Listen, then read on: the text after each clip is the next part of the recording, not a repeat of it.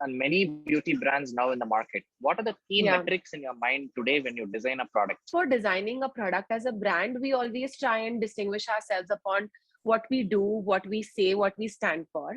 So, like I've been talking about transparency, ethical innovation. So, innovate in beauty, but do that ethically.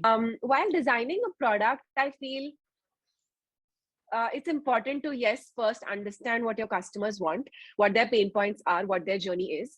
One of the major pain points that we realize in the industry today is the pain of navigation. So yes, there are a lot of there are a lot of competitors in the market, but it's at the same time really hard to navigate and make a choice of what you need and what you want. We always try and sort of distinguish ourselves in terms of packaging and design all along.